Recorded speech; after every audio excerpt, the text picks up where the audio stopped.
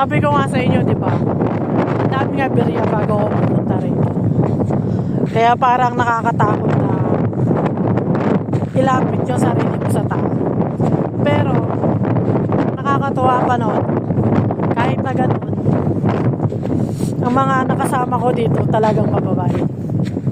Talagang nagpapasalamat ako sa Panginoon na yung mga naging kabatch ko, talagang swabe talaga yung ugali nila.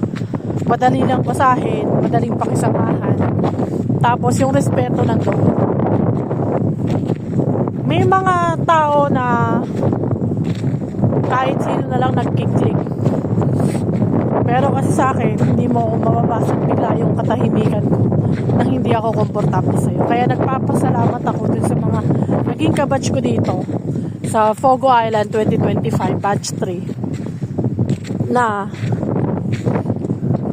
sila yung mga nakasama ko sa bahay. Kasi totoo lang, madali lang makisama. Pero kung tao talaga ayaw sa'yo, wala eh. Kahit wala kang ginagawa, galit sa'yo. Kaya nung nandito ako, salta ako dito, sila yung unang nandito. Isip ako, paano kaya makisama itong ano pa yung mga ugali. Siyempre, ngitian mo lang.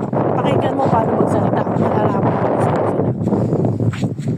Hanggang sa tumagal, hindi nagbago ng galit. At nagpapasalamat ako. At masaya ako na sila yung nakasama ko dito.